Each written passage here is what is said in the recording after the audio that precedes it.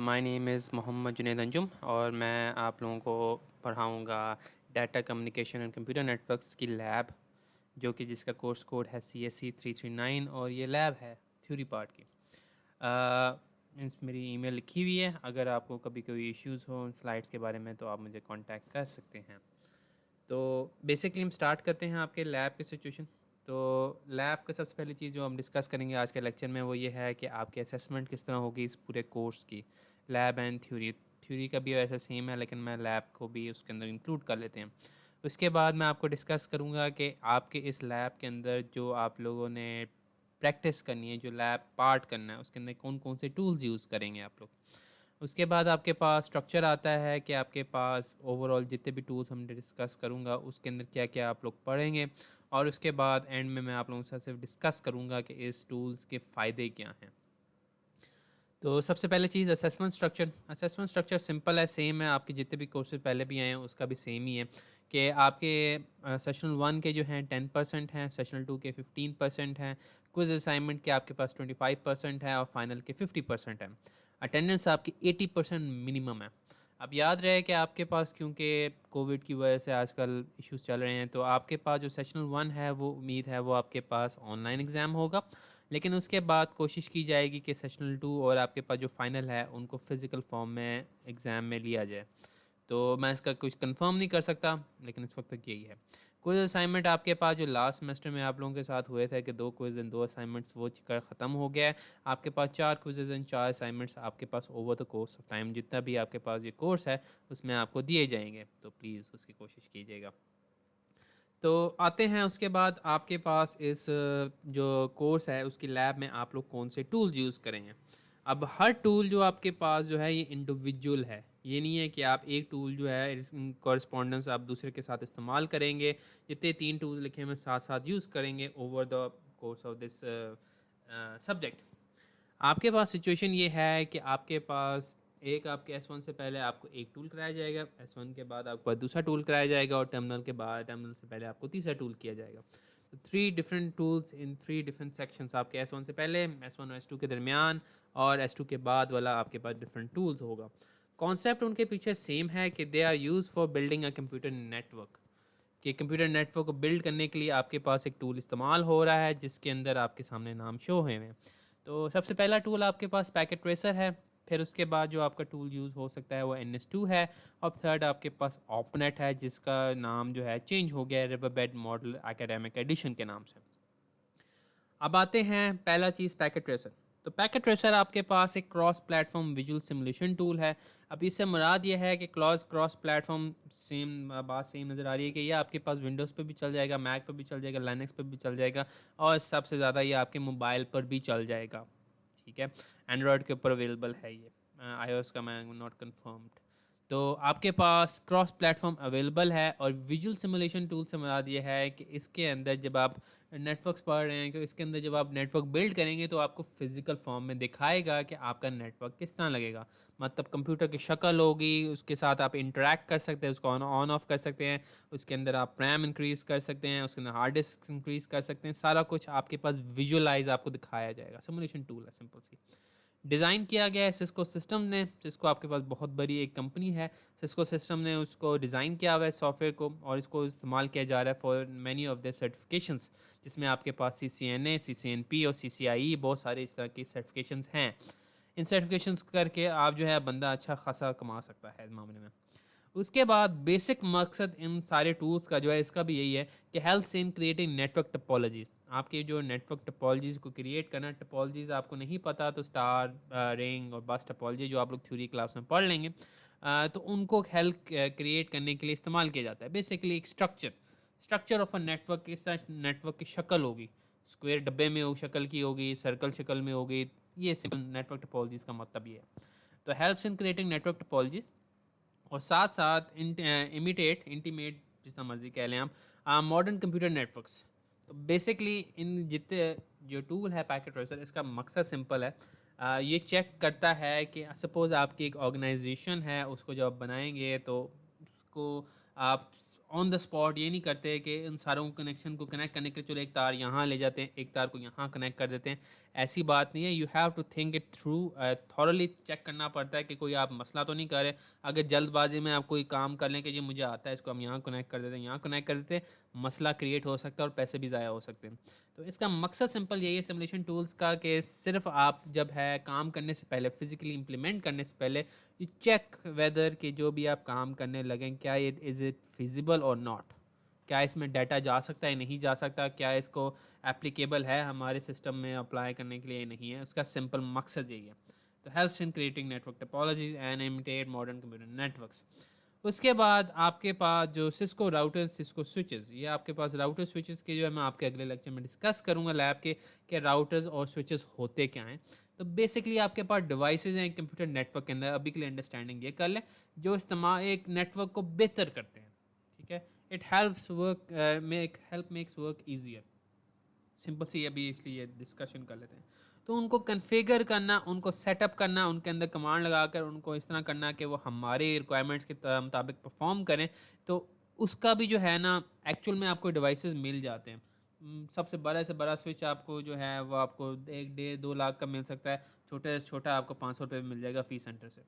तो आपका मकसद यही होता है इस पैकेट ट्रेसर का, सॉफ्टवेयर का, कि जो भी सिस्को आपके पास जो डिवाइसेस हैं उनको सिमुलेट करे, किस तरह आप करेंगे रियल लाइफ में। ठीक है, ये मैं आप लोगों को करके दिखाऊंगा तो आपको ज़्यादा इसकी अंडरस्टैंडिंग आएगी।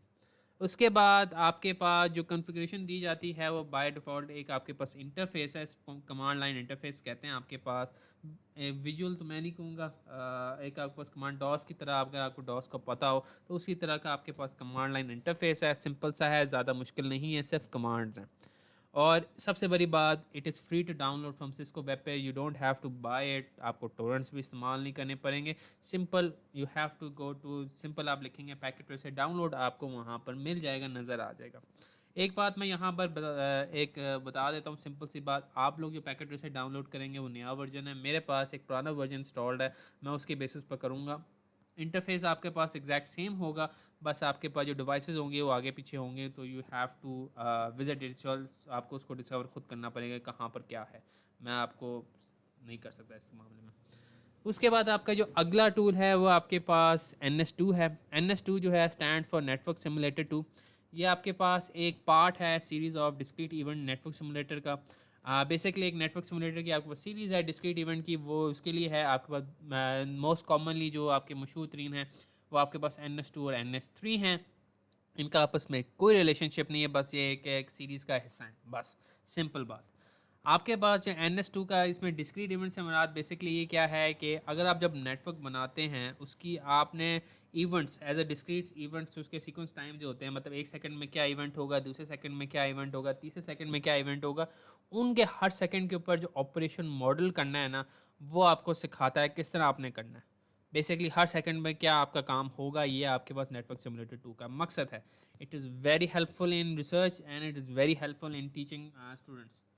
ठीक है, इसके अंदर सिर्फ इशू थोड़ा सा ये है, सिंपल सी बात, कि मैं आगे जाकर वैसे बताना ही है, वो बेसिकली यही है कि इसके अंदर एक प्रोग्रामिंग लैंग्वेज होती है इसकी अपनी है। अगर आप लोगों C++ या जावा सीखी हुई है, it might not help you in this regard. तो इसके अंदर इसकी अपनी लैंग्वेज है TCL के नाम से, you'll have to use it, उसको अंडरस्टैंड करना पड़ेगा आपको और इसकी बेसिस पर चलना होगा।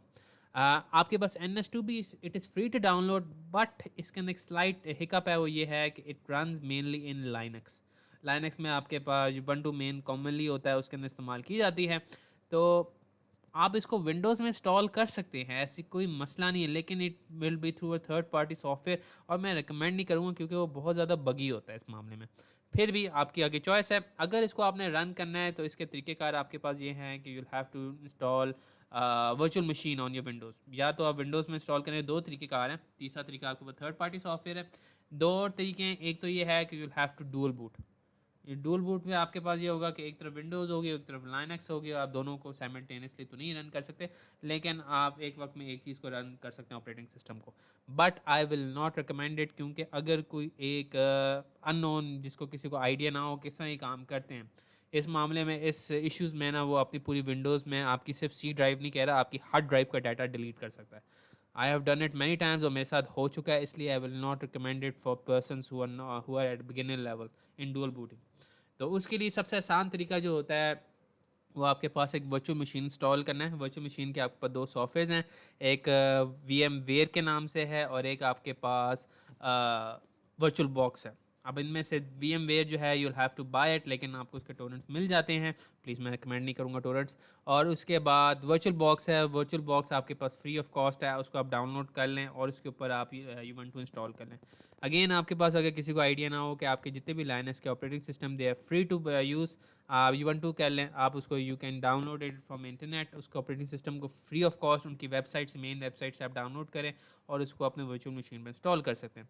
मैं आगे वाली वीडियोज़ में कोशिश करूँगा कि इसको मैं आपको एक दिखाऊँ कि किस तरह इंस्टॉल करते हैं वर्चुअल मशीन में, ताकि आपका उसका फ़ायदा हो जाए। आगे लेकिन आपकी चॉइस है, आप NS2 किस तरह इंस्टॉल करते हैं। थर्ड चीज़ आपके पास ऑपनेट है, रिवरबेड मॉडल एकेडमिक एडिशन। अब इसका नाम दो इसलिए लिखे हुए हैं कि ऑपनेट जो था ओरिजिनली जो आपके पास सिमुलेशन टूल था उसका नाम ऑपनेट था। ऑपनेट जो था बेसिकली परफॉर्मेंस मैनेजमेंट आता था नेटवर्क्स के लिए। ऑपनेट के अंदर आपके पास it is also visually simulated network tool. इसमें बस इशू ये है कि इसके अंदर इतना ज़्यादा आप कंप्यूटर के साथ इंटरेक्ट एज इट इज़ नहीं कर सकते। आप उनकी सेटिंग्स बता सकते हैं कि इस वक्त जो आपका नेटवर्क है वो किस तरह काम करेगा। जब इस पॉइंट पर आएंगे आपको अंडरस्टैंडिंग होगी कि आपके पास प्रोटोकॉल्स क्या होते हैं, आपके पास डिफरेंट टेक्नोलॉजीज एप्लीकेशंस क्या होती हैं, तो उनकी अंडरस्टैंडिंग का होते हुए आप ज़्यादा इन चीज़ों पर देख सकते हैं, समझ सकते हैं।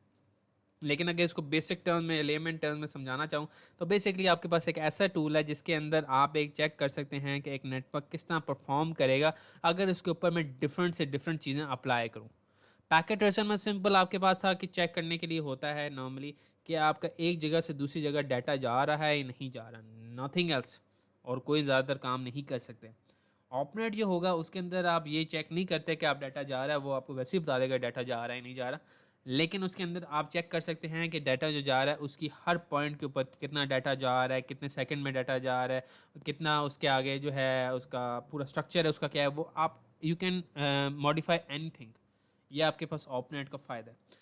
इशू ये हुआ कि ऑपनेट अक्टूबर 2012 में 2012 में उसकी जो कंपनी है उसको एक्वायर हो गई थी बाय रिवरबेड टेक्नोलॉजी। एक कंपनी है रिवरबेड टेक्नोलॉजी, उन्होंने उसको ऑपनेट को एक्वायर कर लिया, जिसकी बेसिस पर उसका नाम जो है चेंज हो गया रिवरबेड मॉडलर की बेसिस।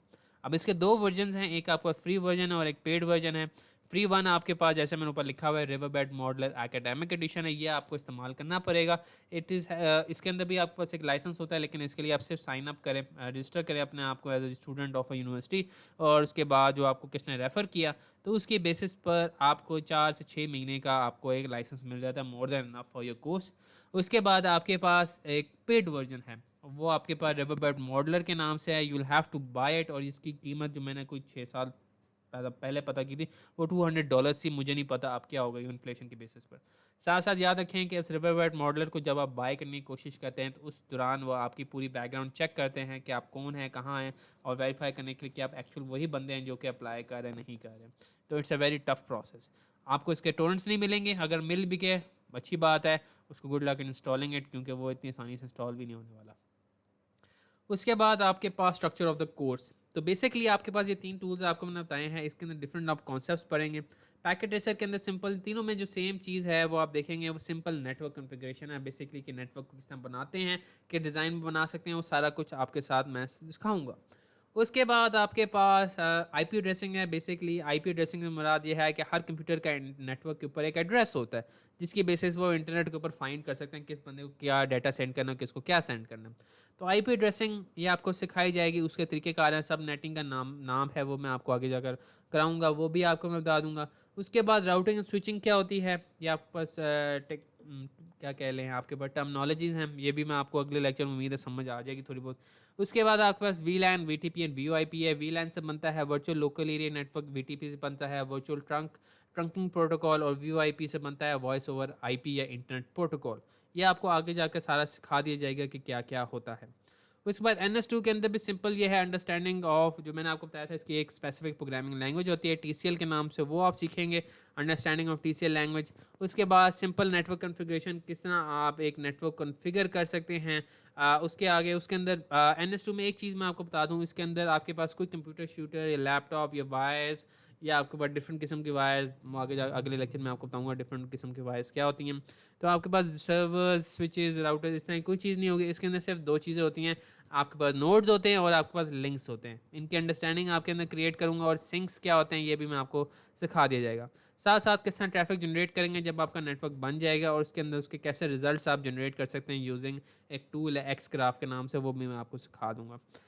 रिवर बेड मॉडलर में सिंपल आपके पास network configuration as it is जो मैंने कहा था हर टूल में आपके पास है। उसके बाद आपके पास कुछ राउटिंग प्रोटोकॉल्स हैं, TCP, OSPF, RIP, वो चीज़ आपको पढ़ाई जाएंगी। TCP से बनता है ट्रांसमिशन कंट्रोल प्रोटोकॉल, OSP से बनता है ओपन शॉर्टेस्ट पाथ फर्स्ट, और RIP से बनता है राउटिंग इन्फॉर्मेशन प्रोटोकॉल। ये डिफरेंट आपके पास प्रोटोकॉल्स हैं जो मैं आपको सिखाऊंगा। स्विच लैन, लोकल एरिया नेटवर्क, ये भी आपको मैं बताऊंगा स्विच लैन से क्या मुराद है, इसको किस तरह आप बना सकते हैं।